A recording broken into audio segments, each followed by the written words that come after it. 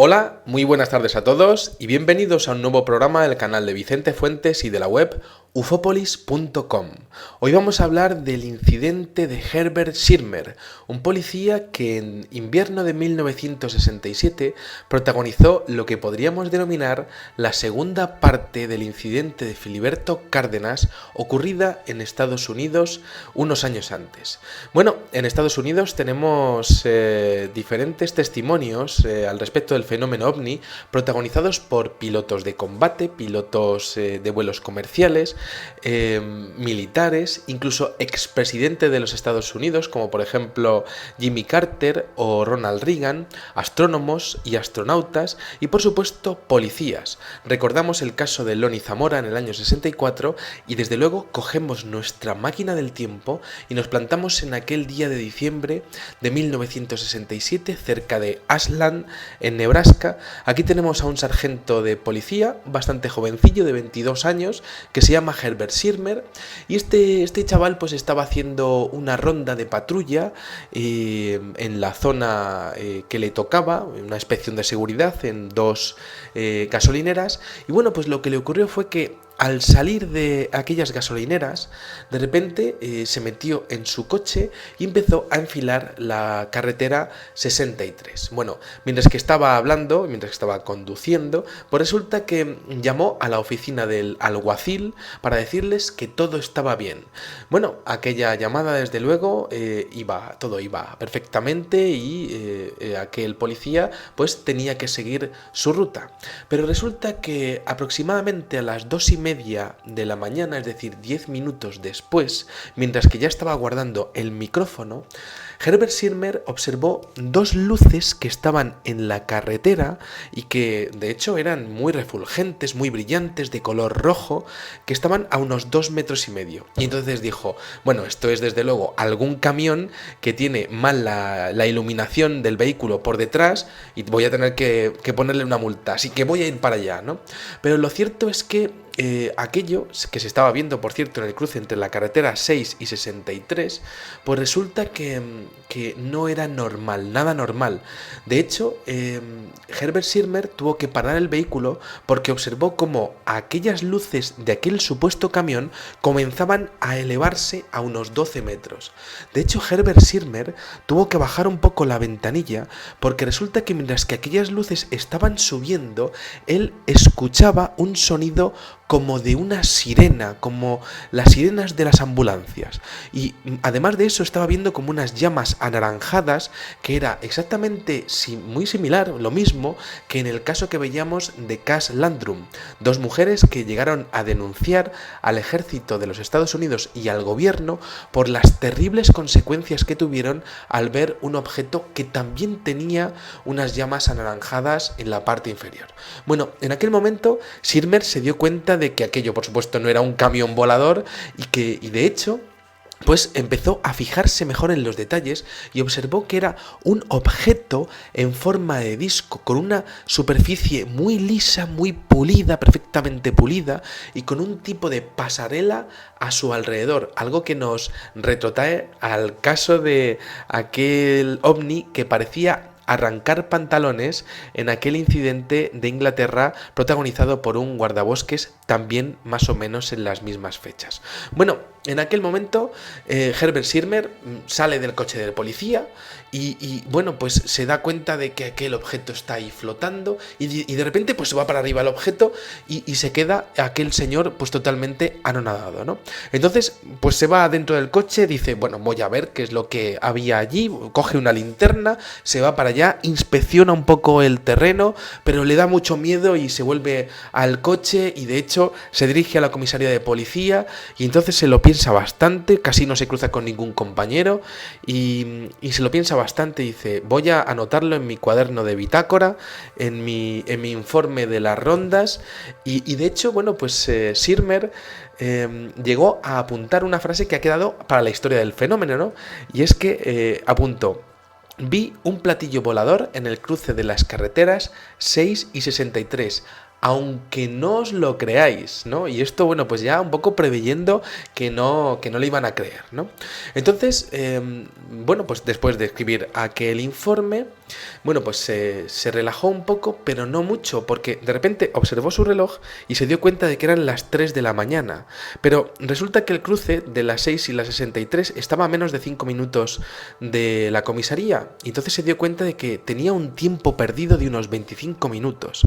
De hecho, a la mañana siguiente, Sirmer, cuando ya se fue a casa, durmió un poco, empezó a dolerle muchísimo la cabeza, tenía un zumbido extraño en el cerebro y además, de hecho, llegó a darse cuenta al mirarse en el espejo, en una imagen, yo creo que bastante terrorífica para cualquiera que podamos imaginarnos, ¿no? Que tenía un ronchón rojo en su cuello, en la parte izquierda de su cuello, debajo del oído, ¿no? En el nervio que va por debajo del oído, ¿no? Entonces, bueno, en aquel momento está bastante nervioso y de repente tiene una llamada de la comisaría de policía y es su jefe, Bill Gruskin, que está a punto de jubilarse además y que había visitado el sitio del supuesto aterrizaje del objeto volador no identificado y de hecho le había llamado porque había encontrado un artefacto pequeño, metálico, que había mandado a la policía científica y que, bueno, pues que podría estar relacionado con su caso, ¿no?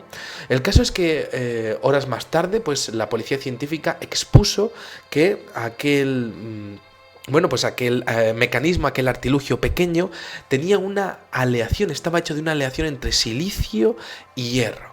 Bueno, aquello se había quedado así hasta que de repente se presentaron allí unos señores militares que pertenecían al comité Condon, un comité que, bueno, pues que se ocupaba de observar y de analizar todas y cada una de las pruebas recogidas a lo largo y ancho de Estados Unidos con respecto al fenómeno ovni.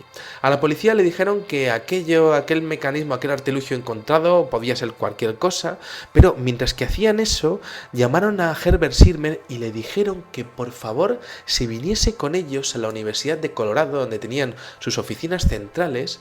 Y bueno, pues Sirmer dijo, bueno, tengo que hacer algunas cosas, que este hombre tenía su familia, tenía sus amigos, sus quehaceres, sus obligaciones, una vida completamente normal, pero lo cierto es que el día 13 de febrero del año 68, 2 meses después, pues Sirmer va para allá y de repente se encuentra a un equipo especializado que empezó a hacerle diferentes pues análisis médicos y que de hecho tenían un equipo completo dirigido por el doctor Leo Sprinkle de la Universidad de Wisconsin para hacerle una hipnosis regresiva. Tenían además un guión de todo lo que le iban a preguntar y bueno, pues Sirmer, un chico joven de 22 años, dice, bueno, pues hacer lo que tengáis que hacer, si yo no tengo nada que ocultar, si no he hecho nada malo, ¿no? Entonces, bueno, pues efectivamente, aquella regresión hipnótica comenzaron a hacérsela y lo cierto es que el comité Condon guardó silencio ante las palabras de Sirmer porque desde luego la historia que contó fue totalmente impresionante. Y es que Sirmer se pone exactamente en el momento en el que para el coche y de repente se da cuenta de que él no ha parado el vehículo, no le ha dado al botón de freno, ¿no? al pedal de freno, sino que lo que ha pasado es que el motor ha dejado directamente de funcionar. Inmediatamente después del ovni, que en ese momento está aterrizado, pues tiene como un resplandor blanco, de color blanco, que le inunda el coche, le inunda el interior del coche y apenas puede moverse, está como paralizado. Con terror observa cómo aquel objeto pues tiene una hendidura y salen como dos seres. Él puede mirar, él puede mover un poco los ojos, aunque tiene un miedo increíble y además no se puede mover, tiene parálisis, ¿no? Y observa cómo son como dos seres humanos un poco raros, observa que los ojos no son normales, tiene como ojos afilados como de gato y de hecho de esos dos seres, uno de ellos pues se pone delante del coche con una caja y el otro se pone al lado de la ventanilla. Entonces Sirmer está totalmente asustado observando las peripecias, las acciones de cada uno de ellos, mirando al de aquí y mirando al de delante. El de delante como que tiene una caja en la mano y la presiona la caja y empieza a salir como una especie de vapor de color verde que hemos visto en ocasiones en el fenómeno de la teletransportación. Y luego por otro lado tenemos al de la izquierda que resulta que está metiendo el brazo dentro del vehículo y entonces Sirmer tiene muchísimo miedo, no sabe qué es lo que va a hacer y ese ser que lo tiene al lado pero apenas puede girar el cuello, pues le pone como una especie de pieza metálica en el lado del cuello en donde había aparecido su ronchón y de hecho abre la puerta y tiene con él un diálogo, pero sin mover los labios. Aquel ser tenía como una pequeña hendidura, pero no movía los labios. Y le pregunta en perfecto inglés, le dice: ¿es usted el vigilante de este pueblo? Y Sirmer pues dice: bueno, el vigilante no sé, yo soy el policía, ¿no? Y dice: vigilante, acompáñame. Bueno, Sirmer pensando que esto pues casi era como una broma, pero bueno, no hace otra cosa que acompañarle como si estuviese bajo su dominio mental y de hecho en el momento en el que está yendo con él se da cuenta de que van en dirección al disco que está allí aterrizado y de hecho hay un momento en el que él dice bueno, pues que tiene como una sensación de hormigueo pasando por todo su cuerpo, ¿no? Y además se da cuenta de que es como si estuviese caminando en el aire, como flotando, ¿no? Esa es la sensación que le da a él.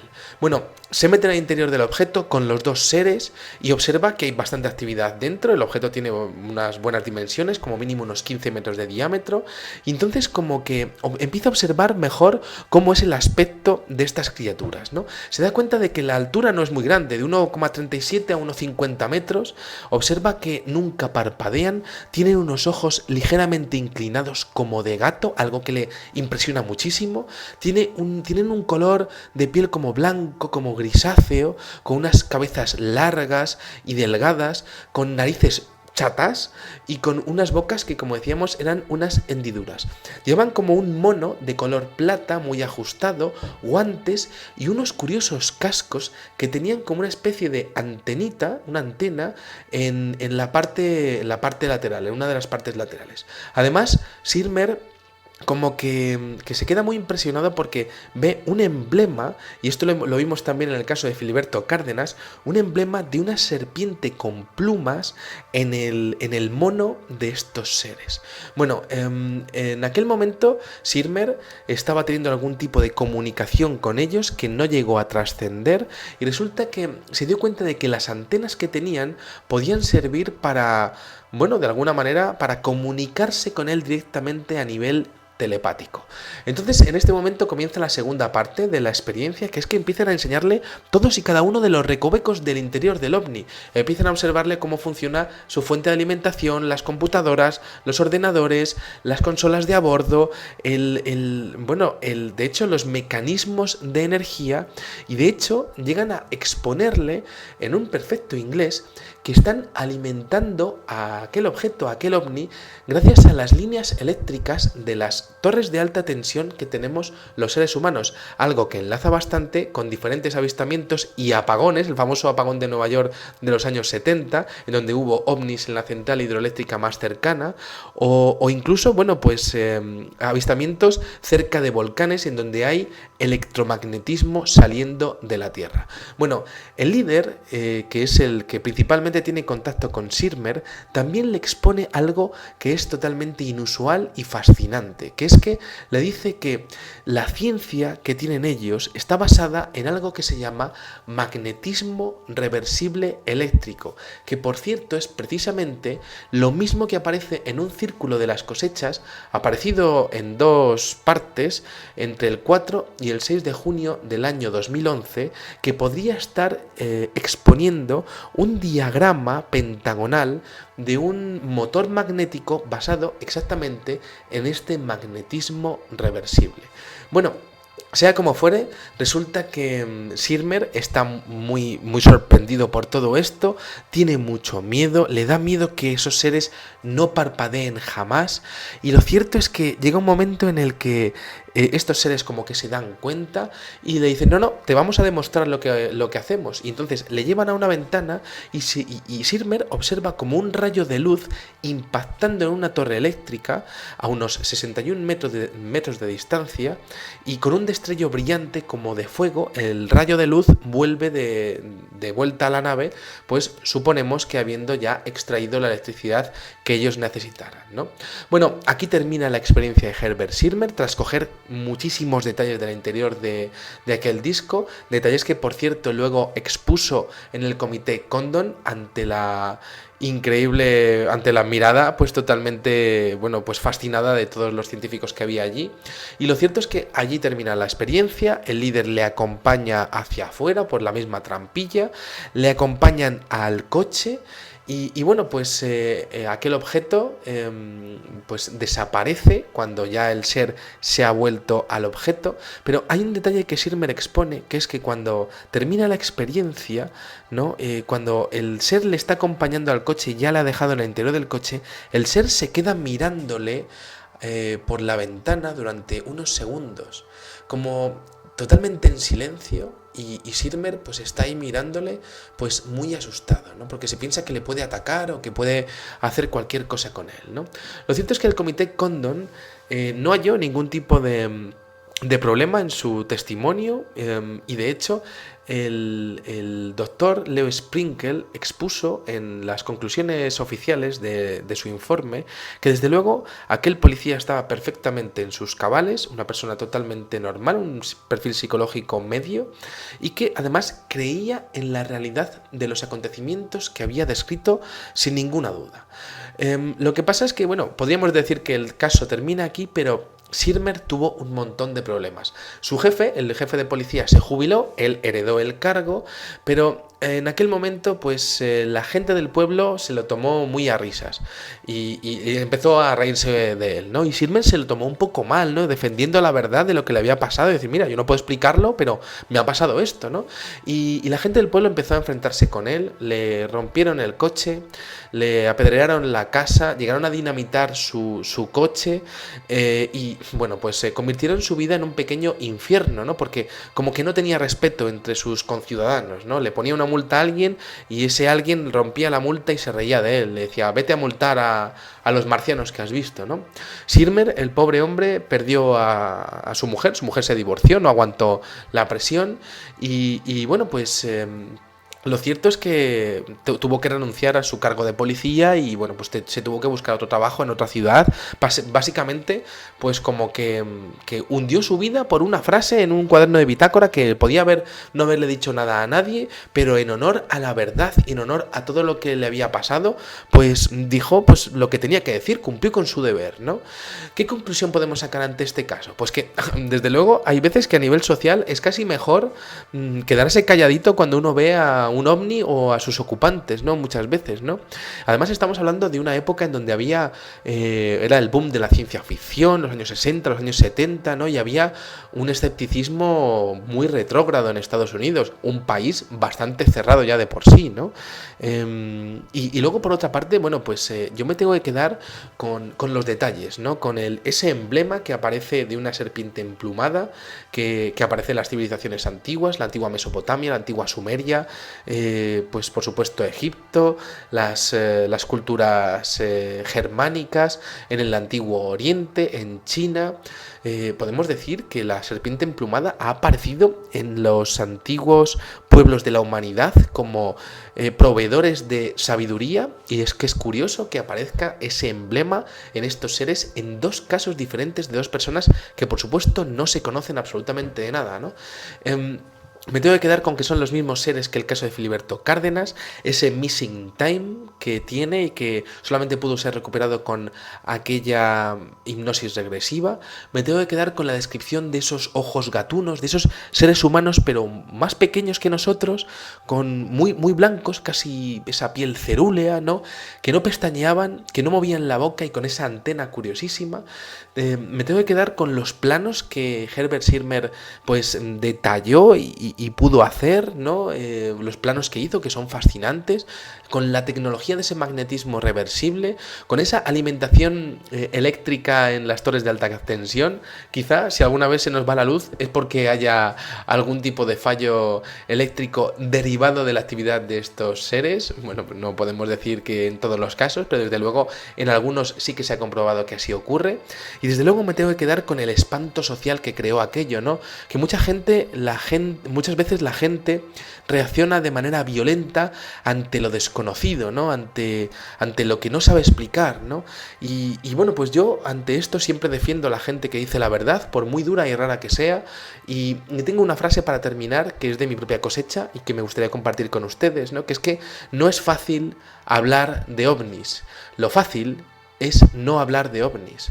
Y es que es así, aunque parezca una redundancia, no lo es. No es nada fácil hablar de ovnis en este mundo tan cerrado y donde todo el mundo se cree que sabe todo, ¿no? Pero hace 500 años estábamos quemando a gente como Copérnico, que estaba arriesgándose a decir ideas que desde luego no enlazaban con la cultura de aquel entonces. Quizá cuando estamos hablando de ovnis a día de hoy, pues somos pioneros y dentro de 500 años pues la gente dirá que estos temas tenían que haberse hablado y desarrollado desde mucho antes, ¿no? Bueno, pues por lo menos nosotros seríamos como la avanzadilla de todo ese grupo que ya está hablando de estas cosas que desde luego son importantes. Bueno, pues nada, espero que hayan disfrutado muchísimo de este videoprograma y les espero en el siguiente. Muchas gracias y salud y suerte. Adiós.